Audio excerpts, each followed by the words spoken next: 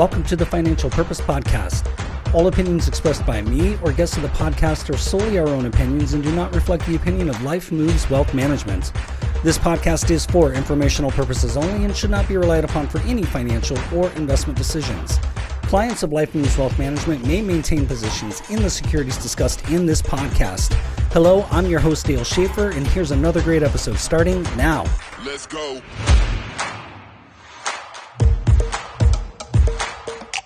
Hello, and welcome to episode 29 of the Financial Purpose Podcast. This episode is going to be a guide for anyone who has ever wondered, how in the world do you choose a financial advisor? And specifically, how do you choose the right financial advisor for you? Now, this is a very important topic to me. And I think it's important to a lot of people. It's a question a lot of people ask, and I think that there's mixed information. So what I'm going to offer here is, from my perspective, a couple of different things. And these are factors that you can consider. These are questions that you would want the right financial advisor to ask you. And these are questions that you would want to ask the right financial advisor to make sure that they are indeed the right financial advisor. So we're going to get right into it. And whether you're looking to work with a financial advisor for the first time, or you're looking to change advisors, of course, that looming question is, how do I choose the right advisor for me? And the one thing that I will admit straight out of the gate is that there is no shortage of financial advisors. And funny story is, when I was, right before I became an advisor, I had a friend call me. Was a very successful financial advisor. We still chat to this day. And I was working on trying to buy a business, and we weren't able to get the numbers to match up, and things weren't quite right. And this is the business that I worked for, so I needed to make a change for all the reasons that I needed to buy the business. And he called and he said, "Hey man, like, you're good with people, you're good with numbers, you're just, I think you'd be a great financial advisor. You ought to consider coming over to the firm that that he worked at and become a financial advisor." And my response was, "Hey man, I love you and thanks. I appreciate that, but the last thing the world needs is another financial advisor." And I said that because at that point I had probably 7 or 8 financial advisors in my immediate circle. Or my close friend network. And so I just felt like the last thing that we needed is one more person, doing what it is that I do. And man, am I glad that I ignored my initial response and got into the work that I do, because I absolutely friggin' love it. And I think that I probably have some clients who are grateful for it as well. So that aside, when someone calls themselves a financial advisor, it can mean a lot of things. And so what you're going to want to find out is what exactly it means to the person that you're interviewing. If they hold the title as financial advisor, what exactly is it that they do? Are they doing the work of a real financial advisor? Or is it somebody who is an advisor by title? And there's plenty to choose from on either side. So what should you be looking for in a financial advisor? What questions should you ask? What questions might they ask you? And in my opinion, you're going to want to choose someone who you can get to know, get along with, but also be challenged by. That's a very important part of the advisory relationship. And also someone that you can trust and earn, someone that can earn your trust in return. Another part of that, and how you get at that, is getting very clear on what you, the potential client, expect from a relationship with a financial advisor. So let me give you a few factors to consider. Number one is, what do you want that financial advisor to do for you? There's a huge gap between somebody who only manages investments compared to somebody who provides complete financial advice. And knowing the difference here will help you set the right expectation and narrow down your selection process. So if you're looking for only somebody that's just going to manage a small, or even if it's just a large, whatever the account size is, they're going to manage an IRA for you, or they're going to manage a brokerage account or a trust account or something like that, if all you want them to do is manage money and nothing else, you might be frustrated by somebody who does complete financial advice delivery, because they're going to be asking you about things in your financial life that you're going to think have no application whatsoever to investments. In all actuality, that advisor, myself included, is going to do a lot of work to help you understand that it's all spaghetti. It's all connected. And so you want to know that. But if you have somebody who, if you're looking for complete financial advice and what you have is somebody who only wants to talk about the investments all the time, you're going to be frustrated by that because they're not going to help you answer important questions. So you really want to be very clear about what it is that you want that advisor to do for you, because it's going to help you select the right one. Factor number 2 is think about how often you want to talk to this advisor or even meet with them. If you're someone who doesn't have a lot of financial complexity, maybe the right cadence for you is 1 or 2 meetings per year, maybe a check-in phone call here and there. But if you're somebody who has a higher level of financial complexity, or you think you might have a higher level of complexity, you might want that financial advisor to have the capacity to meet and talk with you more often throughout the year. And so that is an important thing to think about, because some advisors will tell you what their cadence is, and some advisors will let their clients kind of help set the cadence based on what else is going on. So you want to be thinking about that as well. And then factor number 3 is, do the credentials that the advisor holds or the name of the firm that they work under, do those things matter to you? There are some people who I've worked with in the past who want the status of a very specific name of a very specific firm or a symbol on the corner of their statements, because for them, that's a, this is how I know I've arrived kind of thing. And I know people who really do not give a rip about what's on the statement, because what they're working with the advisor, they're not working with the firm. But it's important for you to know that. And the other thing is that if credentials communicate experience and expertise in a certain area, if that's how you see that, you're going to narrow that down to people who will only hold certain credentials, like maybe the CFP, Certified Financial Planner, or the CHFC, the Chartered Financial Consultant, or any other designation. There's like 200 and something of them out there, and some matter a lot, and some are hard to get, and some you can buy online. So make sure that if there's a financial advisor you're talking to, if they have a bunch of letters behind their name, go ahead and look into what each of those letters are and talk to the advisor about how they got them and why that education was important. So those are 3 of the factors to think about. And many people get referred to a financial advisor through a friend or a family member or a colleague, or maybe a business coach or a life coach, or maybe a therapist. Maybe it's a college buddy or an old roommate or a family member who is an advisor. And regardless of how you find them, the very next question is, how will I know if this is the right advisor for me? The factors I just talked about, those cover the expectations of them doing the job. The question of how to find the right advisor for you is very, very important. And that's why we're talking today on the podcast. And I think it's the one question that you really should spend the most time thinking about, because most advisors I know can do the job and they can do it well. And as I said earlier, there's some that carry the title of financial advisor, but are only focused on selling financial products that may or may not be in your best interest. And I would say that those maybe are the advisors who do a job, and they may do a job well, but it might not be the job that you need them to do.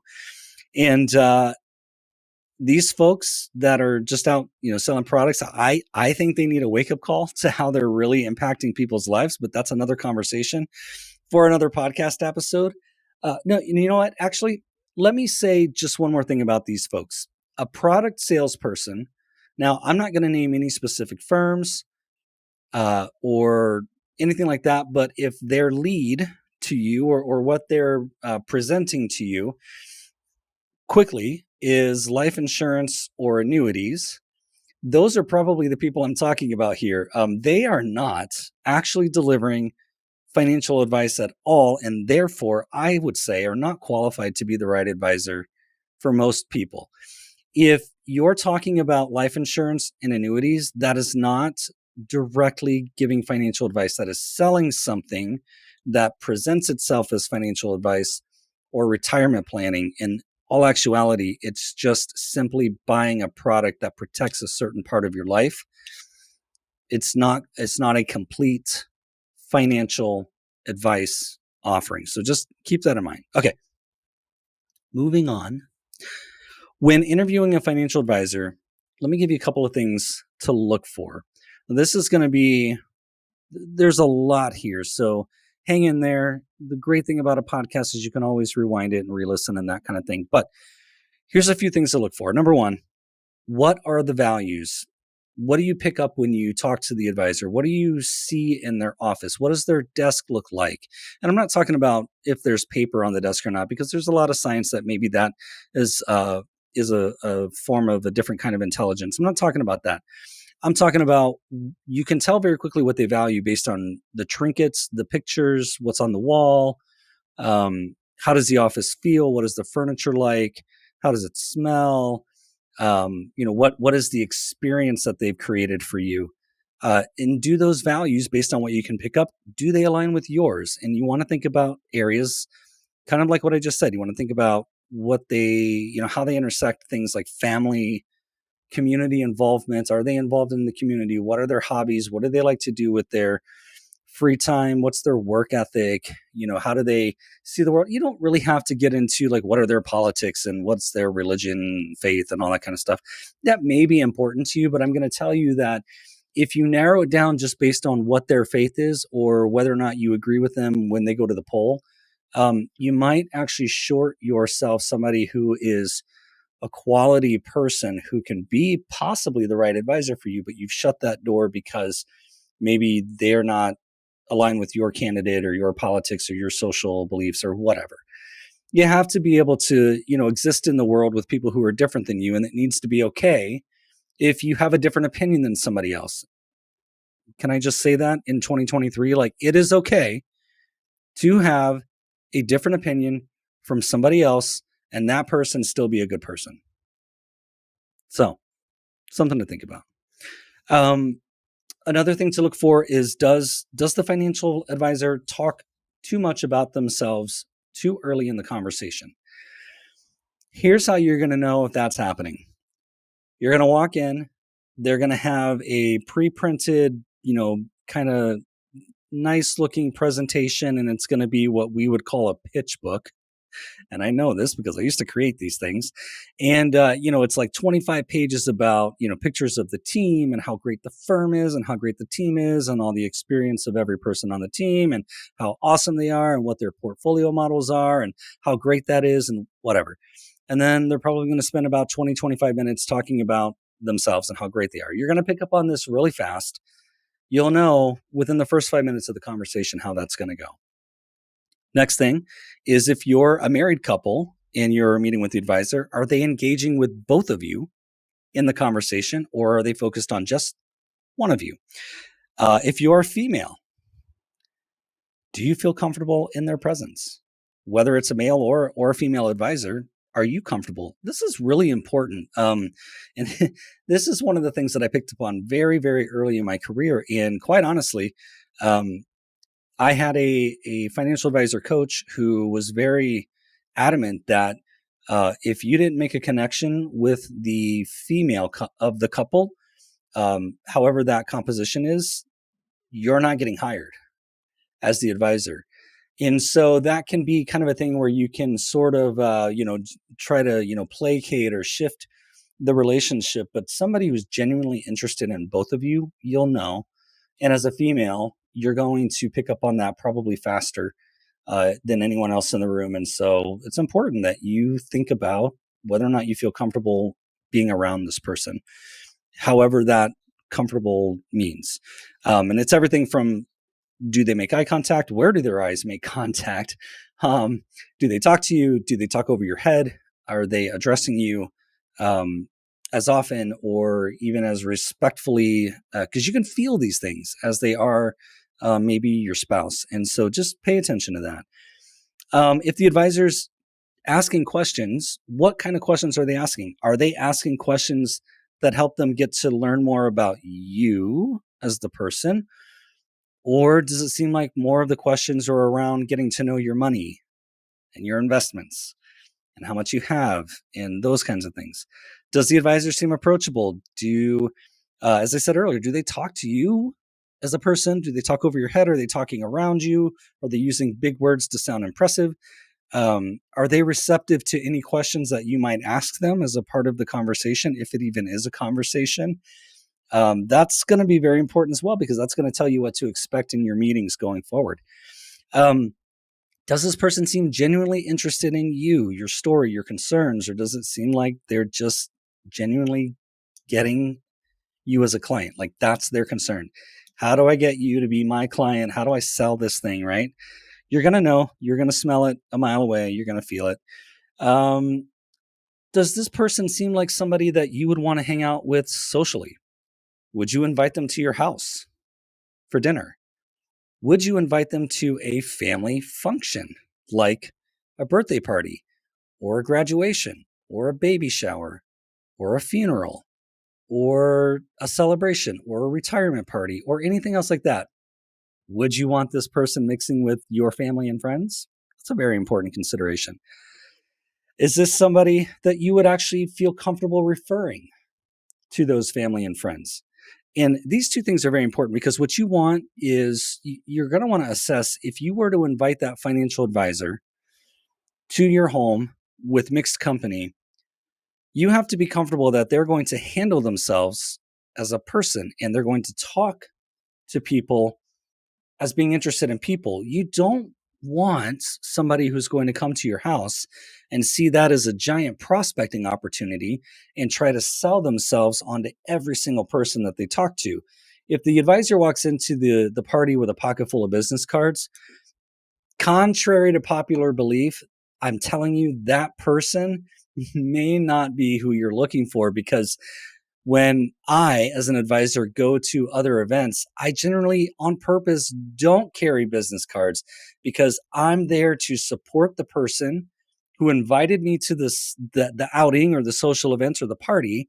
And I'm there to be their friend, and I'm there to be friend and meet other people. And if those conversations lead into business, fine, but I'm not going to be the one to start them. And I might not even be the one to say, oh, yeah, they're my clients. So, yeah, I'm their financial advisor. I'm probably not going to say that. I may say, yeah, my name's Dale. I own a financial planning firm in Scottsdale. Or I might say, I own a firm called Life Moves Wealth Management. I work with business owners primarily. Um, but I'm not gonna out you in front of your friends, and nor am I gonna try to get them to be my clients before I leave. And so you want to be thinking about, how is that person going to behave if you invite them to a social thing or a golf outing or something like that. One of my favorite things to think about is this somebody that you think you'll still like 10 years from now? And I know that's a long ways away, and that may seem like something that's difficult to determine within the first 1 or 2 minutes, but I think your intuition or your spidey sense or whatever it is going to know better, and definitely trust your gut on this one. This is something I recommend to anybody that I meet for the first time. And I just say, look, you want to think about this. If something feels off, or if you're not sure if you would still want to be working with me 10 years from now, maybe think twice about whether or not I'm the right advisor for you. And I always get a surprised reaction from that, because shouldn't I be just doing everything I can to get you to become my client? No, I shouldn't, because it's in your best interest and my best interest that we're the right match for each other. And there's going to be some things that we have to grow into as a part of building trust, but you're going to know, and I'm going to know right away. And let's lean into that. And let's make sure that we're making a good decision for a very important relationship. Now that we've covered those expectations of what to consider, right, for the advisor doing the job, and what you might want to pay attention to during the meeting, so you know kind of what type of person you're approaching, let me share some questions that you want the advisor to ask you as the potential client, as well as some questions that you may want to ask that advisor as somebody that you might hire to help you with one of the most important areas of your life. So, first, a great financial advisor, or the right financial advisor in this context, is probably going to ask some variation of these questions. So, first, right out of the gate, they should say something like, a decision to meet with a financial advisor is not one that you probably came by lightly. So, what's on your mind today? What's most important to you today? What do you want to be sure we talk about during our time today? Or why is it important that we're meeting now? What's going on now? Why is this the right time for you to look for my services? And these are great questions because what it's going to do is help me understand exactly why the person is in the seat next to me. Now, I say next to me because my office is set up where we sit next to each other. We don't sit across a big wooden desk from each other. So I want that space to be very approachable. It needs to be comfortable, and it's important for me to understand why we're here. Why are we doing this? Why now? Why not 2 years ago? Or what's happened in your life? Usually, there's something big that's moving or changing, and that's why I called my firm Life Moves Wealth Management. There's usually something happening, and so I want to kind of get a sense of what that is. The next question that they may want to ask is some variation of what's important to you about how you use your money. Another question I like to use is, if you could describe for me, use only one word and don't overthink it. How do you feel about money today? And that one word is going to really open a door for me to start to understand who it is that I'm working with or talking to in this conversation. Another great question is, what do you remember about money growing up? And how does that influence how you make your financial choices today? Does it influence it at all? What did your parents say about money? What did they do for a living? Was money scarce in your home? Was money plentiful in your home? Were you aware of it? Right? All those questions can be very helpful because that's going to help me start to put together what we would call your money story. And those are things that are, as the advisor, are helpful to me in the advice delivery process, because I'll know how you like to receive information and at what level and at what frequency, and even just how do I tweak some of the words that I use to make sure that you can absorb the information that I'm giving you so that you can take action on it. This is all very important. Another great question is, hey, think about where you were a year ago and tell me, do you feel like you're further ahead now than you were then?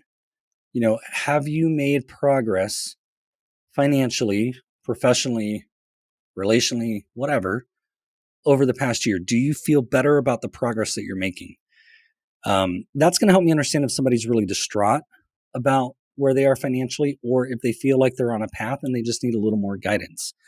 I find that to be a very helpful, just where are you kind of question. Another great question is, based on your current situation and all the things that you're doing and the choices that you're making, do you feel like you'll be able to reach your most important financial and life goals?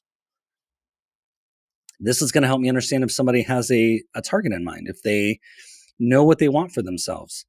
If they don't know what they want for themselves, then we'll have to do some work to define that. So that way we know that if we're going to have something that we're shooting at, let's at least define it. Because if we don't define what we're looking at, we're going to hit nothing every time. So let's set a target. Let's understand what that is. Let's determine if we're on track and what we need to do to get on track toward what's most important about that goal.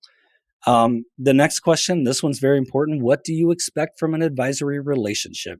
So this is the advisor asking the client, what is it that you want from me? What is it that you want me to do? This is going to help me as the advisor determine if I'm the right advisor for you very quickly, because you're going to tell me what you've read or what you've heard or what you're thinking about or what you think you need or what you've researched. And we're going to be able to either get alignment, or that's going to be a point where I'm going to say, listen, I may not be the right person for what you're looking for. Can we spend a couple more minutes? Just help me understand this, or help me understand what you mean by this, or help me understand why that type of service is important. And either I get to help clear up and maybe pull you back into an understanding of what I do, and then we have alignment, or that's going to confirm that we're just not the right fit. And so that is a great question I like to ask as well. And then the final question that I would suggest is, the advisor may say, if you are already investing or doing anything else financially to build wealth, what is that strategy specifically built to accomplish, and over what period of time? And are you comfortable with the risk that you're taking? Now, all of these questions, especially the last one, they have a financial implication or a monetary implication, but none of them actually dig into your financial specifics. And that's very intentional. And it's intentional by the way that I ask those questions, or the way that the right advisor may ask those questions.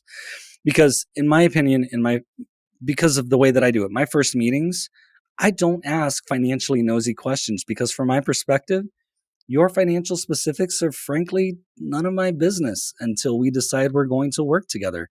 Now, if you offer me information, I'll probably write it down and maybe come back to that in the second meeting. And it's just not in the first meeting. It's more important that we get to know each other, and we get to understand each other, and we get to make sure that our values align, and that we kind of can think that we might like each other. And it's precisely why I don't ask anyone to bring statements to the first meeting. I don't have them fill out, the 10 or 12 or 16-page intake form where you list everything out. Where's all your money? How much are you earning? How much debt are you carrying? All that fun stuff. My approach with that is highly intentional, because I think it's more important to establish a basis of connection in the first meeting. And if it feels like we should have a second date and maybe a third one, and then we should be in a relationship, well, then we can start revealing other things, numbers and whatnot. I just think that's the right way to do it. And so now there are some people that I've met with who don't want to waste time. They're ready to get going. They don't want to spend a lot of time on all the all that stuff. They want to make the first and second meeting just be the first meeting, and they want to get right down to brass tacks, and that's fine. I can adjust to that. And my process is built to adjust to that. And the right financial advisor will be able to adjust to that. They will not force you into their agenda. However, I have found that most people, in my experience with the way that I do it, they appreciate having a lower pressure first meeting, because meeting with a financial advisor for the first time, if you filled out the form, if you have statements, that advisor is going to start looking through those things right in front of you to try to get a sense of what they're looking at, or what you have. And it's awkward as hell to sit in that seat, because you don't know what they're thinking. You don't know what they're looking for. You don't know if you have enough money to be in the room. Maybe there's a spot on your shoe, so you're feeling self-conscious about the fact that you're there. It's a weird place to be. So I think it's important for financial advisors to lower the pressure in the first meeting and just start establishing a basis of, hey, I'm a helper. I'm here to understand you, and we can work together. But let's first make sure that that's going to be a good fit before I ask you to start revealing everything about your financial life. My opinion, I think a lot of advisors, the right financial advisors, will share that opinion as well. So we've gone over the questions that the right financial advisor might ask you. And again, there's some variation of those questions. Those aren't exact. Everybody has their own little things, but you'll get a sense that what they're trying to do is understand you as a person and get to know you. Now, you can turn that, and you can ask the financial advisor some of those same questions in return, or maybe some different questions. And so let me offer a few things that you might want to ask when you're looking for the right financial advisor in that first meeting, or maybe the second meeting. First question is, why do people decide to hire you? Or what kind of client are you really good at serving? And I love this question, because it is somebody who is trying to self-identify as whether or not they fit with me and with the type of people that I serve. And this is excellent, because anyone and everyone, if you hear that from the advisor, that is a red flag. A great financial advisor is going to have a primary ideal client type, and then they're going to have maybe two or three other subsets. So, great example is mine. My primary ideal client is somebody who is a business owner or a high level executive, somebody who is in business, running a business or owning a business. Those are my people because those are areas where I have a lot of experience and understand very well. However, along the way of building my client base, I've discovered that a decent percentage of my clients are females. And they are either young single females or they are divorcees or a couple of them are widows. And that's a very interesting when I made that connection, it was very interesting to me because I never set out to be the financial advisor for females because that's a very specific need base. And, but it just so happens that one refers another, refers another, refers another. And before you know it, that's a neat little subset of my business. And then I have also a subset of younger professionals who were starting out and they recognize early that they need help because when they're in their late 20s and early 30s, they want to be laying a foundation to have an excellent 40s and 50s and 60s. So they're starting early. Now, these people typically wouldn't have access to great financial advice because they don't have the assets that most financial advisors require to work with them as kind of a barrier to entry. And so I'm very happy to be able to have the fee model that works where I can serve younger people who are pushing their savings into maybe their company sponsored 401k or some other retirement vehicle that I may or may not manage directly for them, but they can still get access to quality advice. And so that's another little subset. So anybody saying, oh, I can help just about anybody, red flag, because what that means is that they probably don't have an expertise in any given area and they may not be able to help you with very specific, narrow focused, complicated things that come up in your specific client type, right? So if you're a business owner, somebody who doesn't know anything about running a business, probably not going to be very helpful to you. So that's what you want to look for. You want to look for something very specific. They might say, I primarily work with dentists, or I primarily work with veterinarians, or I primarily work um, with military veterans, or whatever their primary is. That's great. And inside of that primary, you're going to have some different people, but you're also going to have some subsets. So pay attention to that. Second question you might want to ask them is, how often do you communicate with your clients? What does that look like? How often will we talk? How often will we meet? Um, do you send emails? What frequency? Are you okay with texting? Or if clients text you, do you call once a month or once a quarter? Or how does this work? How will we communicate? What do you do? Is it consistent? Is it just if I need something? Are you the kind of advisor where I have to pay extra if we need to meet between our meeting schedule, or do we even have a meeting schedule? How does that work? That's a great question, and it's going to help you understand the client or the advisor's service model and how well they're actually serving people consistently versus how much things just kind of come and go based on what's happening in that day. Another great question that you can ask is, again, asking the advisor, how do you handle client communication and meetings during periods of high market volatility? This is a great question because it's fresh in our minds. We all lived through 2022. And if you were invested in 2022, it was not a fun year to be an investor. And so you're going to want to know, how does the advisor communicate to their clients? I will tell you that I've worked with advisors who don't. And if we have market volatility, they don't answer their phone and they're slow to respond to emails. And I'm going to tell you that's not the right financial advisor for you. So you want to know, how do they handle that? What do they do? Ask the advisor, how did you handle March of 2020? What were you doing? What were you saying? How are your clients reacting? How are they responding? Right? What are you saying to people? And what I'm not asking as the client or the potential client, what I'm not telling you to ask here is what were your returns like? Because that's a difficult question to answer for a myriad of reasons. What's more important is what are you saying to people?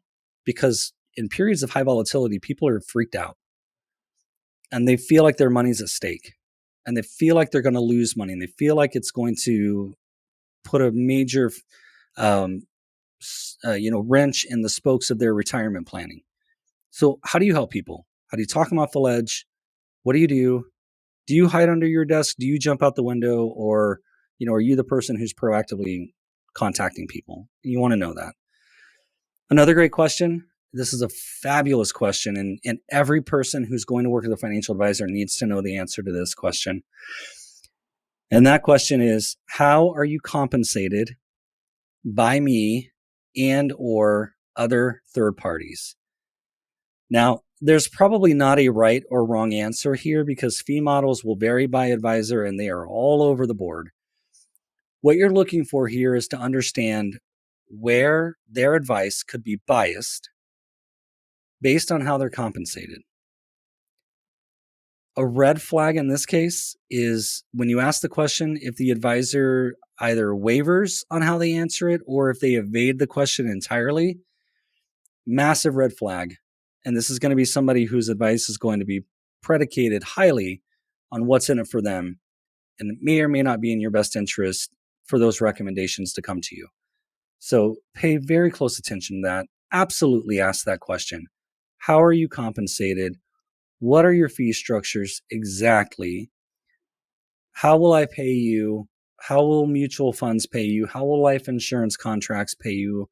How will anything that you try to sell, will it pay you? Or in my case, I'm a fee only advisor. And so the only way that I can ever be paid is directly by a client. So that's important for people to know too. So even things like if I make a life insurance recommendation and we go out and we work with a company who will make the exact life insurance, they'll provide the quotes, they'll give the exact details on underwriting, they'll underwrite the policy, and they'll place it with the carrier. How am I compensated by them? In my case, I'm not at all. How does that work? And as the client, you want to know this because if the advisor is going to say, "Hey, I've got this great thing. Hey, I'm going to make this recommendation based on this other factor, whatever," you'll already know, is this the right recommendation or is this a way for the advisor to pick up some extra bucks? And there's nothing wrong with the advisor picking up some extra bucks as long as that recommendation truly meets a very well-defined need that you have in your financial planning considerations. Okay, last question that I'll offer here for what you might want to ask the advisor, and this is just kind of a fun question. Why did you become an advisor? What are your values around money? Or you can ask the question the same way that I suggested the advisor would ask you, which is, what's most important to you, Mr. Advisor, about how you use your money? Right? You can turn any of those questions around on the advisor. They should be an open book and they should be willing to answer the very questions that they ask. If you're someone who is considering working with a financial advisor for the first time, or if you're working with an advisor now and you're feeling underserved and you're looking for a new advisor, everything I just said in this entire episode, you can use as a know before you go resource. And I realize this is a lot to take in and it's a lot to consider. And as I said earlier, the great thing about a podcast is you can rewind it and you can re-listen to it as many times as you want. I will also post this and my notes as a blog post for those who want to refer to it in writing, maybe copy and paste the questions and take them with you on your interview. And that's fine. I'm happy to have this be a resource that you can use because it's important to me that you find the right advisor for you. And I hope it's important to you. If you're someone who's listening to this or reading the blog post and you want to talk with me in particular about your situation, please send an email to info@lifemoveswealth.com or head over to lifemoveswealth.com and you'll see a little button down in the right corner and you can click that button. It's a schedule link and you can put time on my calendar and I'd be happy to talk with you and we can consider whether or not it makes sense for us to think about working together. And you can ask me all the questions that I just suggested, and I would look forward to that as well. All right. So that's it for this episode. I hope this information has been helpful to you. Please use it. Please use it if you're talking to a new financial advisor. And until next time, take care. If you enjoyed this episode, be sure to like, subscribe, and share. Learn more about your financial purpose at lifemoveswealth.com.